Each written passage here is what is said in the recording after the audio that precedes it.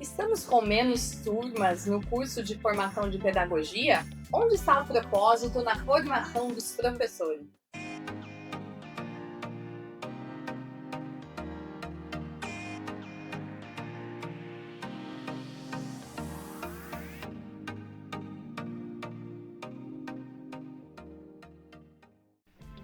Hoje o Pode Educar está em um lugar muito especial, Buffet Borboleta.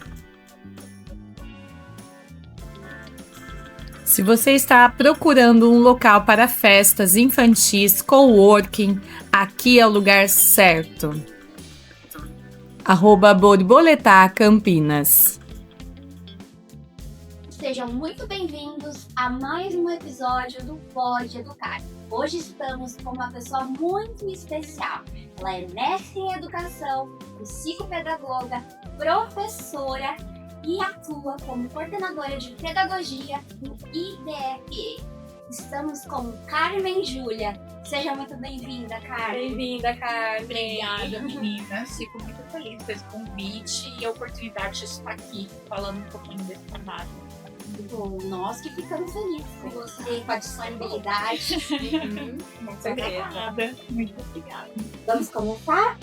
Vamos lá, Carmen. Antes de começar, conta pra gente um pouquinho da sua formação, o que você faz e dos locais atuais que você atua. Bom, então vou iniciar, contando um pouco dessa trajetória da graduação. Eu sou pedagoga de formação. E aí, terminando a pedagogia, eu já fui fazer o mestrado. Então, meu caminho aí foi um pouco inverso do que normalmente o pessoal faz. Primeiro uma especialização, depois um mestrado. Eu fui fazer direto o mestrado. Quando eu fiz a pedagogia, a gente tinha a formação ainda de licenciatura para o antigo magistério, para o antigo normal. E isso me despertou muito, essa questão da formação de professor. E aí eu tive uma professora chamada Sueli Gali, infelizmente ela já faleceu, mas que eu digo que foi a minha grande mentora, assim, nessa área educacional. E ela falou, Carmen, já entra no mestrado, já fez o mestrado, trabalha com formação de professores. Então foi essa a minha trajetória, logo que eu terminei a pedagogia, fiz o mestrado. Logo na sequência já comecei a trabalhar como professora no ensino superior, numa instituição que também estava começando aqui em Campinas, uma instituição privada que também estava começando e hoje já tem aí uma boa trajetória, né? E lá eu fiquei por 16 anos, tanto na docência como supervisão de estágio, depois coordenadora pedagógica da instituição, depois coordenadora do curso de pedagogia. E nessa trajetória eu também senti a necessidade de fazer psicopedagogia, fazer outras especializações, neurociência. Então, uma especialização acabou trazendo a necessidade dessa formação continuada para atuar, tanto com os alunos adultos da faculdade, como também com os alunos do ensino fundamental, do ensino médio, que sempre foram ali o meu foco. Hoje eu trabalho na Unitá IBFE, com o curso de pedagogia. Nós também estamos tentando abrir a pós-graduação em Direito Educacional, que aí depois eu posso contar um pouquinho para vocês também por que nasceu essa pós, a ideia dessa pós-graduação. E eu estou terminando a psicanálise. Então ainda teve isso que entrou e estou terminando aí a psicanálise. Eu atendo como psicopedagoga clínica hoje, embora eu já tenha experiências anteriores da psicopedagogia institucional, mas eu gosto de falar que essa experiência da psicopedagogia institucional também me deu muita base e muita experiência para estar na clínica hoje. Então, basicamente, é a parte clínica da psicopedagogia e o curso de pedagogia com a formação de professor. Essa basicamente é a minha atuação. Perfeito. Nossa, uau. Incrível. Um caminho aí. Bastante experiência. Eu costumo falar uma coisa, que é o seguinte, a gente fala aquela pessoa é apaixonada pela educação. Eu falo, não, a gente tem que amar a educação. porque são muitos os desafios que a gente tem dentro da área educacional. São muitas frustrações que a gente tem também ao longo, porque o dia a dia a gente sabe que não é fácil. Então eu costumo falar que só amando mesmo, porque a paixão ela dá, né, a borboletinha no estômago, o frio ali na barriga, mas depois ela passa. Agora, quando a gente realmente tem um amor pela educação, um amor por um projeto, aí eu acredito que a gente continua e permanece ali dentro daquela área que a gente pensou. É isso que você fala do amor, né? A pedagogia, o amor à atuação, né? E lecionar ali, né? Isso é a temática do nosso podcast de hoje, justamente pensando na formação de professores, né? A grande pergunta que a gente fez aqui quando a gente abriu o nosso episódio é que será que está diminuindo a quantidade de professores? E aí, Carmen, eu acho que você faz assim uma ligação perfeita da questão do amor e da paixão. Porque a minha preocupação, né, a nossa aqui no podcast será que o professor não vai amar mais? Não vão existir pessoas que não vão mais amar, lecionar, né? Então fala um pouco pra gente essa questão tão preocupante de menos turmas hoje, né? Menos procura, menos cursos presenciais voltados para essa prática. Eu entendo que esse é um desafio, e é um desafio que eu diria a nível nacional nosso, talvez até mundial, né? Porque a gente enfrenta hoje, dentro dessa realidade que a gente vive, uma baixa procura pelos cursos de licenciatura.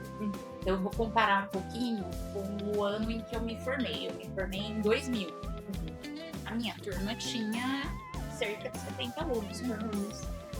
Hoje, se a gente pegar cursos da área, não só da pedagogia, mas da área das licenciaturas, a gente tem aí uma procura muito menor. Então, vamos falar um pouco da realidade das instituições privadas. A gente tem instituições de nome na nossa cidade e que tem ali 17 alunos, 20 alunos, não mais do que isso, né, dentro da licenciatura. Então a gente tem sim uma procura cada vez menor, percebe-se, né, uma procura cada vez menor por esses cursos de licenciatura, principalmente os presenciais. A gente tem um boom da educação à distância, né, muito grande. Só que não são só esses dados. A gente tem, por exemplo, dados no Paraná, por exemplo, em 2024, que a gente teve um grande número de afastamento de professores por conta de questões da saúde mental. Então isso é algo que preocupa, né? Isso é recente, foi ano passado. E aí, paralelamente a isso, a gente precisaria, né, na verdade, ter políticas públicas de valorização do professor mais adequadas, políticas de incentivo no sentido de valorização do professor socialmente, porque, imagina, a gente pensa nos professores que estão sendo afastados por motivos de saúde. Qual que é a principal reclamação deles, o principal questionamento deles, o que vem adoecendo os professores? A pressão, a cobrança, o número infinito de relatórios, o número infinito de pessoas que muitas vezes, né, me desculpem, mas que nunca estudaram sobre educação e que vêm falar sobre educação. Então a gente percebe esse adoecimento desse profissional, que vai ficando cansado. E aí, paralelamente a isso, a gente percebe a desvalorização por parte da sociedade como um todo. Então, se a gente pegar, né, antigamente que eu digo, acho que muito, assim, há mais de 40 anos atrás, o professor ele era muito valorizado, ele era visto como uma autoridade dentro da nossa sociedade. E aí, eu acho que é importante fazer uma diferença entre autoridade e autoritarismo. Ele não era visto como uma figura, e não deveria ser visto como uma figura de autoritarismo, mas de autoridade, de referência, de eu vou me inspirar naquela pessoa, eu vou ter aquela pessoa como um norte, né? Só que a gente vive uma sociedade hoje, me parece, que vive uma crise com relação, e aí eu vou trazer um pouquinho da psicanálise, vive um pouquinho com uma carência em relação a uma referência do que a gente chama, né, na psicanálise lacaniana, de o grande outro. O que seria esse grande outro? É aquela pessoa que tem propriedade, aquela instituição que tem propriedade, que é o norte, que diz o que é o correto dentro da sociedade, aquilo que é lei, né? E a gente percebe essa falta dessa referência, não só em relação ao professor, mas em relação ao professor, não vou generalizar, mas muitas vezes em relação aos próprios pais, em relação a instituições de forma geral. Então a gente perde essa referência simbólica que teria o professor. E aí imagina, uma desvalorização salarial, uma desvalorização profissional, e aí uma desvalorização, entre aspas, dessa figura que representa essa autoridade. Sim. Então imagina um jovem hoje que passa, né, pela cabeça dele, eu vou fazer uma licenciatura. Será que eu vou fazer uma licenciatura? Com todos esses desafios e ainda com uma sociedade que não tem mais essa referência com relação ao professor, né, onde de repente esse professor ele não representa mais essa autoridade, muito pelo contrário em alguns locais. Então eu acredito sim que isso acaba impactando também nessas decisões. Então, é um conjunto, né? É um contexto todo que acaba atrapalhando de certa forma, ou acaba fazendo com que esse jovem desista. Eu não vou ser professor não, por mais que eu tenha essa vontade, essa aptidão, essa ideia de que de repente eu posso transformar algo. É muito desafio, muita pressão. Então, eu acredito que esse seja um dos motivos. E a nossa sociedade, como você disse, né, Carmen, já está enxergando a profissão do professor com essa desvalorização, não valorizando. Vamos dizer que foi contaminado, né? Como que você acha, na sua opinião, você que está inserida em cursos de pós-graduação, trabalhando aí nas formações de profissionais, como que você acha que a gente pode valorizar mais a profissão do professor? Eu acho que é um desafio para toda a sociedade, eu diria. Não é um desafio assim de uma única instituição ou de um único colégio. Não, eu diria que é um desafio assim em geral. E as primeiras questões, assim, os pilares que vêm na minha cabeça são, primeiro, políticas públicas, né?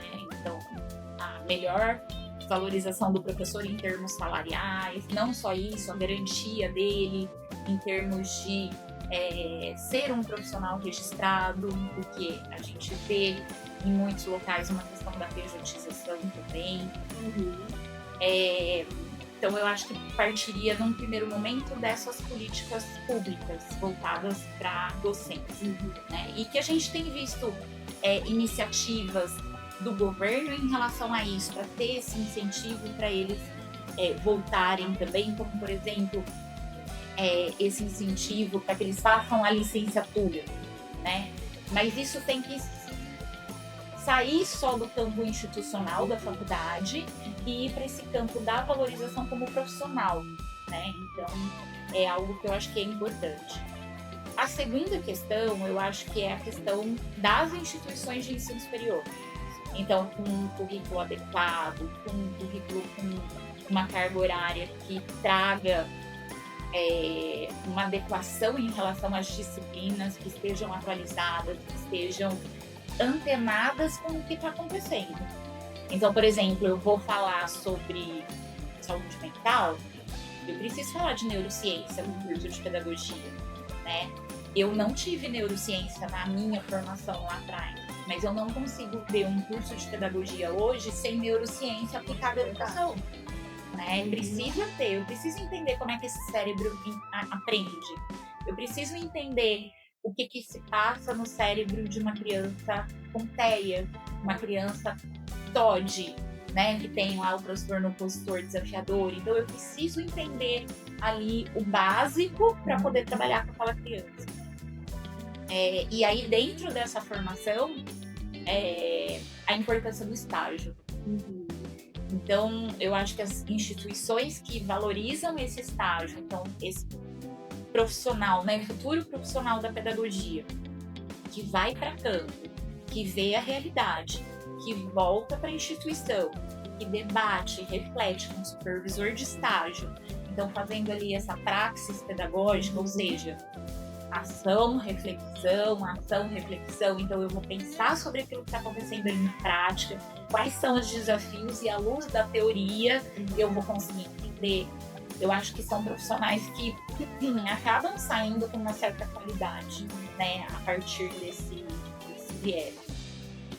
Diferente daquele profissional que sai, a realidade não tem nada a ver com a teoria.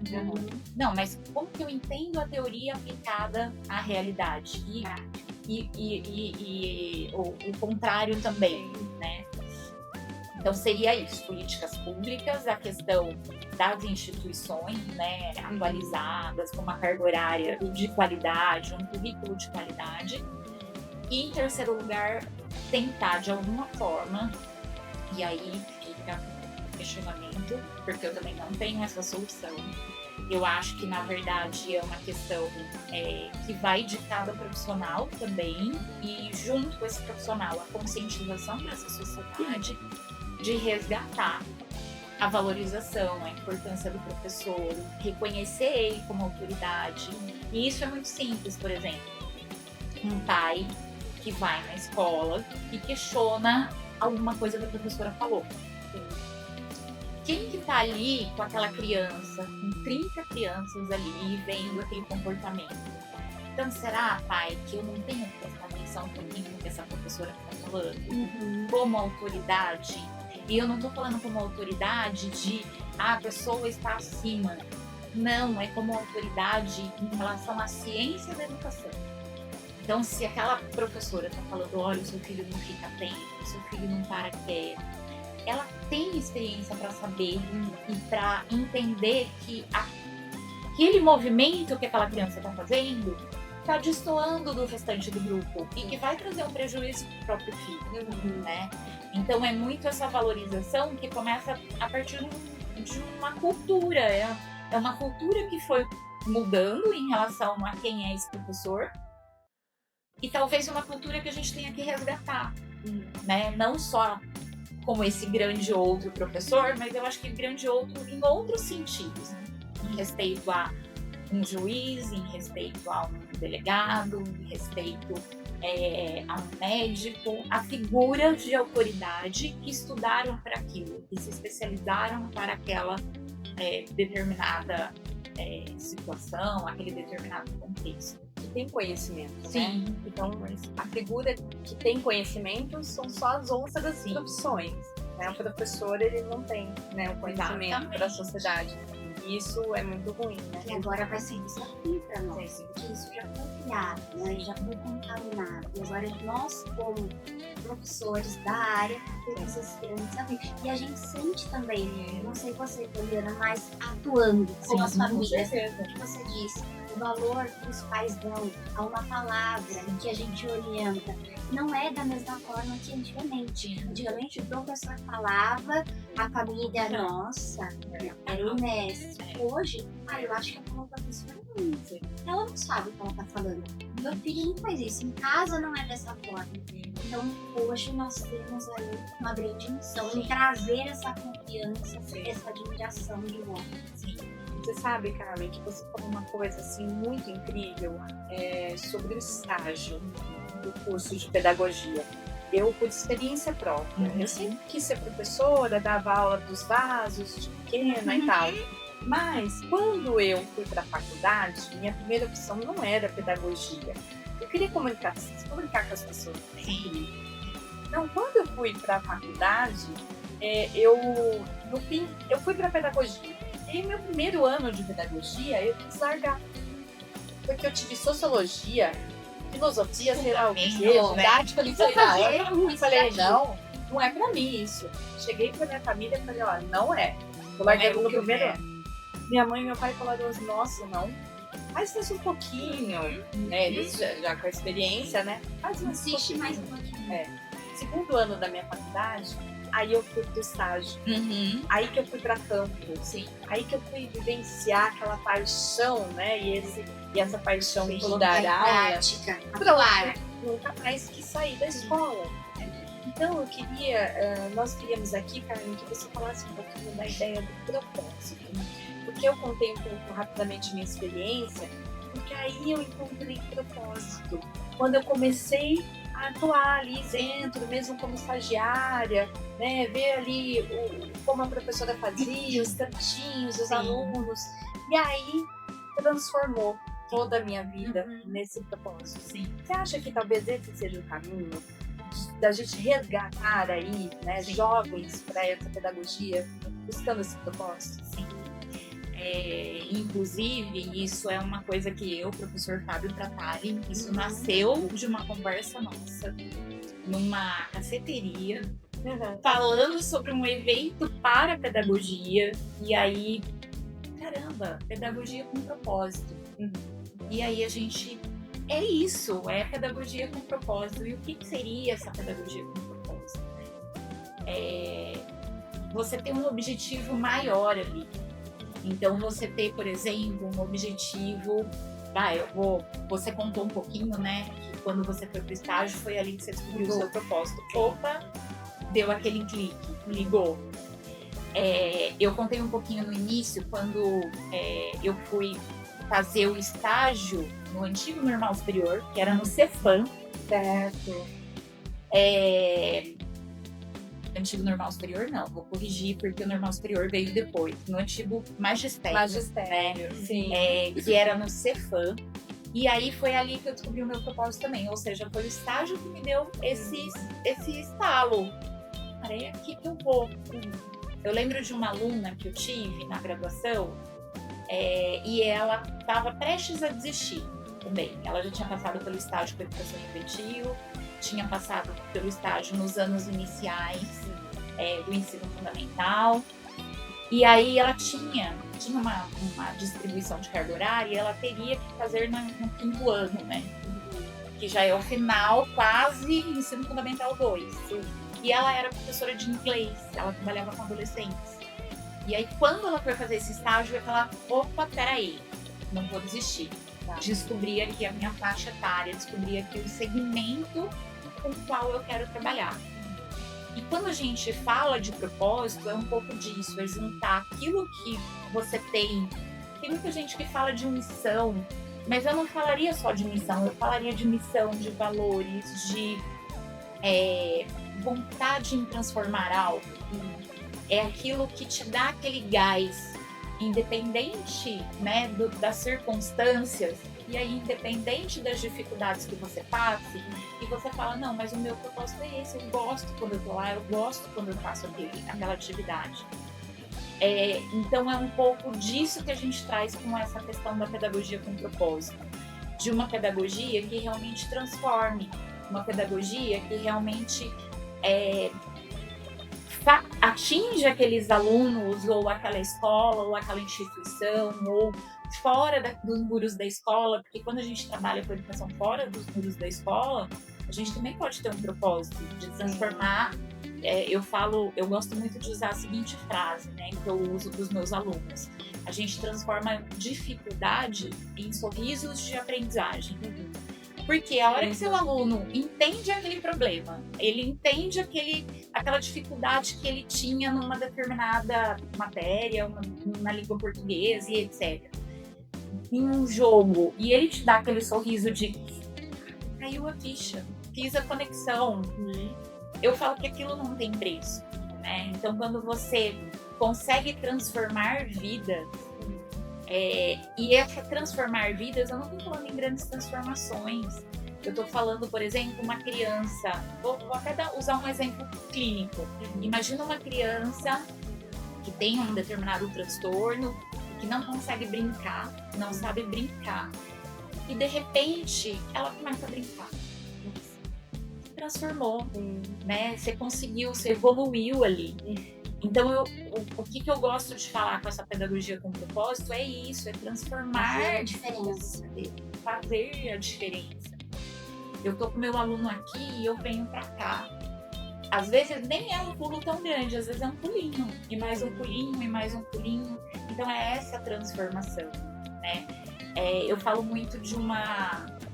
Quando a gente fala desse assunto da pedagogia com propósito, eu gosto muito de falar da pedagogia raiz, da pedagogia integral, né? Então, e muitas vezes a gente passa batido por isso, né? E o que é isso?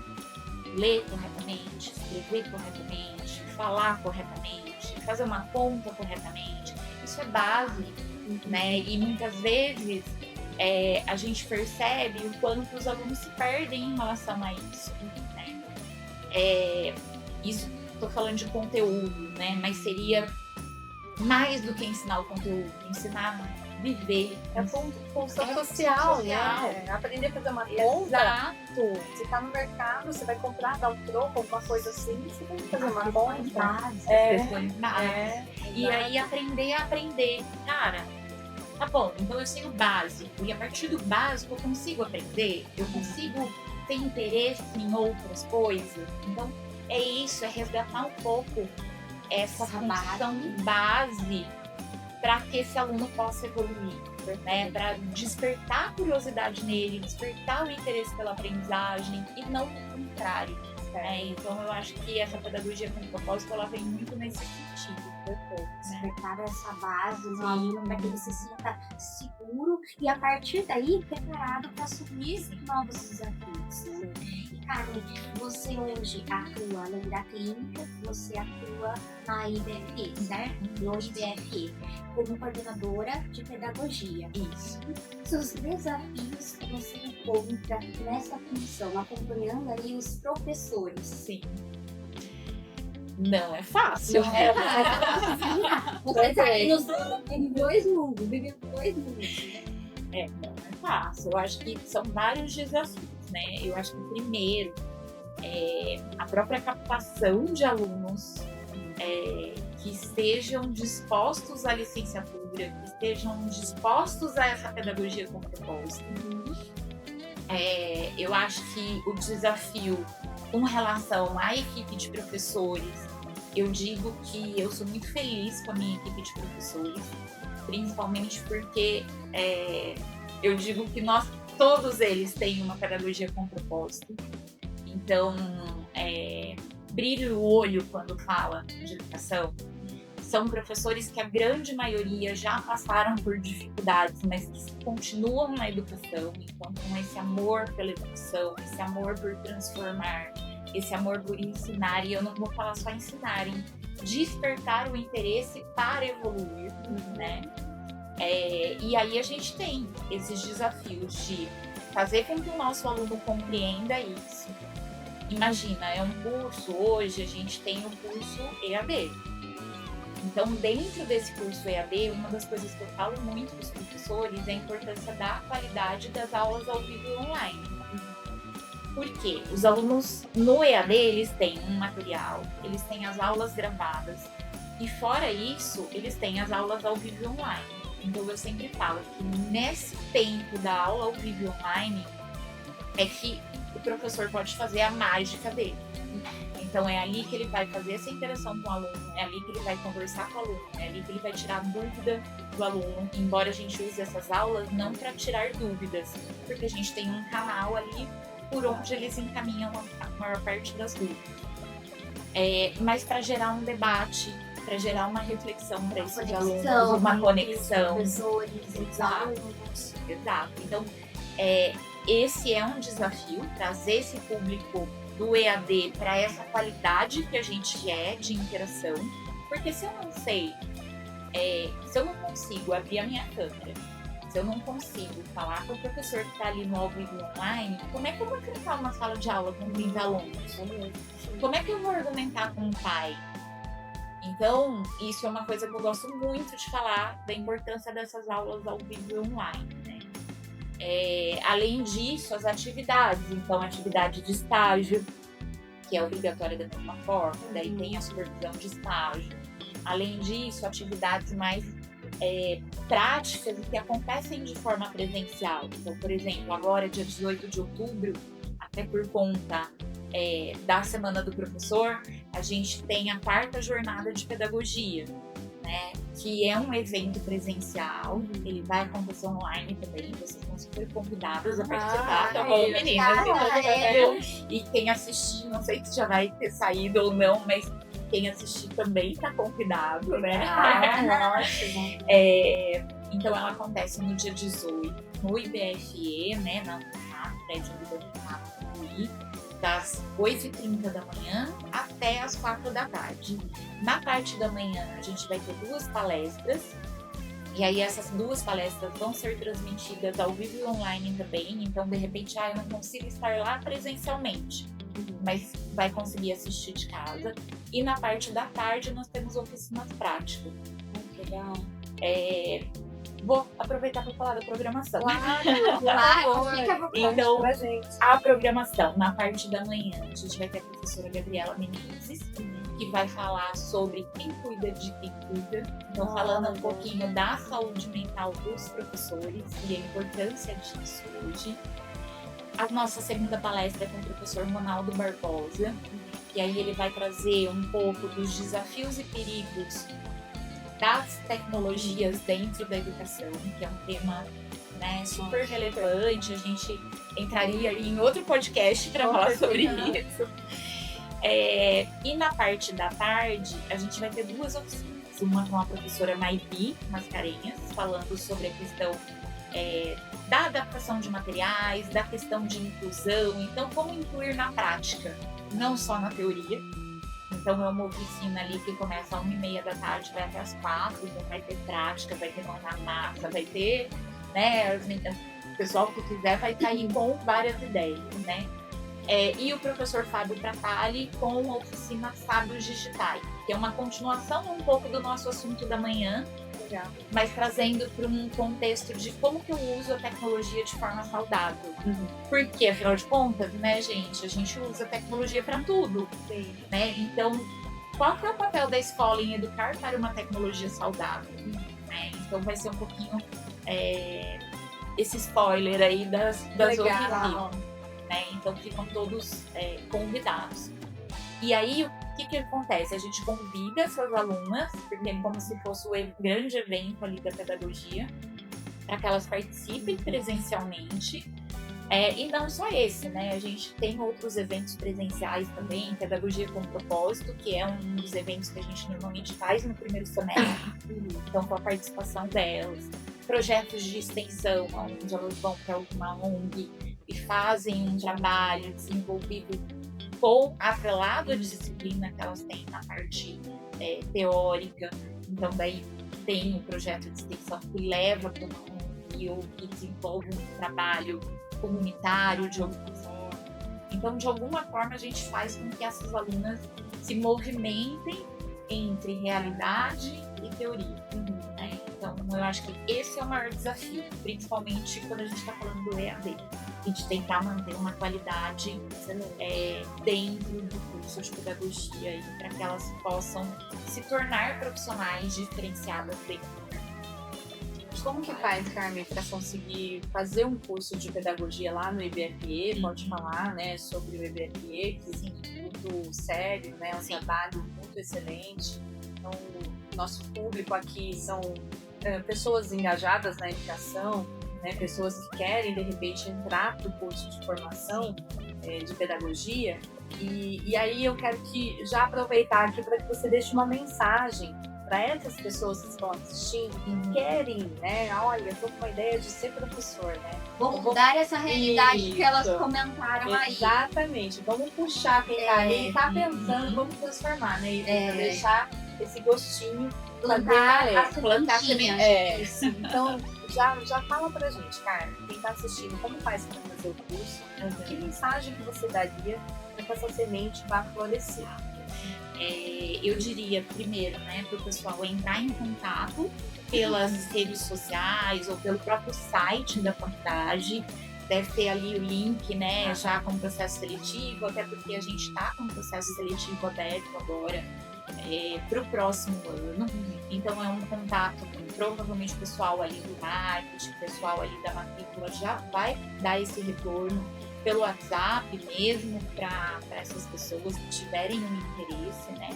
Então é um contato muito tranquilo, eu diria, para poder se inscrever, participar de um processinho seletivo e aí automaticamente, né, já ter as informações para matrícula, valores e tudo mais. Eu acho que é legal falar que a instituição nos próximos dias aí vai ter uma promoção também.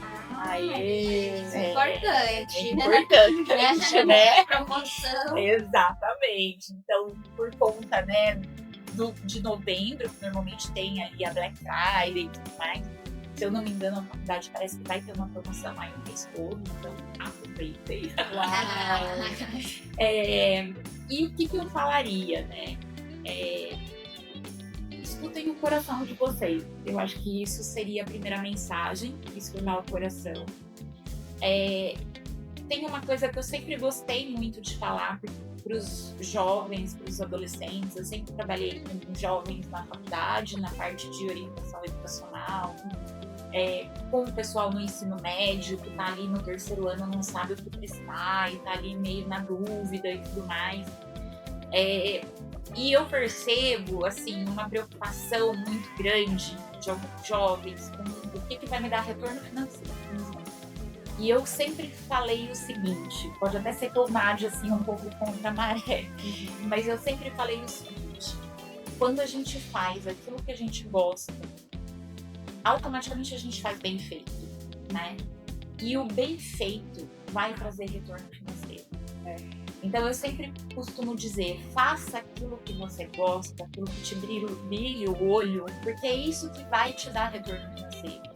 Muitas vezes a gente vê pessoas aí que vão para uma profissão, para outra profissão, e aí chega ali, nossa, mas chegou no final do curso, né? Uma graduação às vezes de 4, 5 anos. Caramba, não é isso que eu quero. O que eu faço agora? Ou começa a atuar profissionalmente e aí entra numa crise profissional e aí vai fazer uma transição de carreira mais pra frente. Não que transições de carreira não sejam importantes, né? Ou junção de carreiras não seja importante. A própria Poli aqui tá falando, né? A questão da educação, essa questão da comunicação, que é uma reinvenção. Vou falar de mim também, porque é a questão da educação, da psicopedagogia, agora da psicanálise, trazendo também essa questão. Uma puxando a outra. Então, querendo ou não, tem uma transiçãozinha ali de carreira, mas eu acho que muito mais pela experiência e o tempo e o que ficou ali atrás de caramba, mas a comunicação era importante. Caramba, mas o emocional também é importante nessa aprendizagem. Mas é aquilo que faz o olhinho brilhar, sabe? Então, se tem essa vontade de caramba, gostei desse negócio aí da educação, gostaria de transformar, gostaria de ser um professor engajado, sabe? Aquele professor que, caramba, eu tive um professor que eu admirava, queria ser igual a ele. E aí eu vou falar para vocês, quando eu estava na graduação, essa professora que eu comentei, a professora Sueli Galli, ela foi a professora que me engajou. Eu olhava para ela e falava assim, gente, eu quero ser semelhante a ela. Se eu conseguir dar uma aula semelhante a dela, eu tô feliz. Se eu conseguir plantar sementinhas por aí, como ela plantou em mim, eu tô feliz. Então eu acho que seria isso, essa pedagogia com propósito, né? E aí não só pedagogia, qualquer profissão, mas com propósito, né? E é lógico que a gente vai puxar a sardinha pro nosso lado, com certeza, a área da educação. E então eu falaria bem a fazer educação, porque quando você encontra Isso foi algo que aconteceu comigo, aconteceu com ela. Muitas vezes que eu encontrei ainda em vida, né? Quando nós nos encontrávamos. Mas uma coisa que eu gosto muito, quando eu encontro um ex-aluno, ou quando um ex-aluno te procura ali nas redes sociais e te manda uma mensagem, um aluno ali de 10, 15 anos atrás, e fala, olha, na minha formação você foi muito importante por causa disso, Lembro de daquilo. você. Eu lembro de você. Aquilo que você falou naquela aula foi algo que ficou. Pra mim, eu ganhei o céu. Porque eu falo, cara, foi uma sementinha que eu plantei ali, foi um incentivo, e às vezes é uma frase que a gente nem se dá conta da importância que ela tem naquele momento para aquela pessoa, mas que ela leva. Então eu falaria isso, se você quer colher uma bela paisagem na educação, que plante essas sementinhas e venha fazer educação. Gente, eu tenho certeza que você inspirou muitas pessoas, né, Poliana? Maravilhosa. E a gente vai encerrar então o nosso episódio, Carmen. Né, a gente tem uma lembrança. Obrigada, menina. Uma lembrancinha, um carinho, exatamente, para agradecer, né, a disponibilidade, né, do seu tempo, né, esse carinho que você teve conosco, né, e falar sobre pedagogia. A gente vê brilho nos seus olhos, então que bom que você está semeando isso, né, levando isso adiante. E a gente fica muito agradecida mesmo. Gratidão. E o seu propósito. Tomara que continue aí reverberando aí por um bom tempo. E você tem Instagram? Você quer deixar o seu Eu Instagram? tenho. Para Vou deixar. o nosso público? Pode falar. Então, quem quiser me seguir, pode seguir profa.carmen_Julia. E aí pode me seguir lá nas redes sociais que eu adiciono, vai ver um pouquinho aí dessa parte profissional aí. Maravilhosa. Já sigam lá, então. Sigam também o nosso podcast, @podeeducar.podcast. E até o próximo episódio, né, Elisa? Até o próximo. Beijo, Tchau, tchau. Tchau, tchau.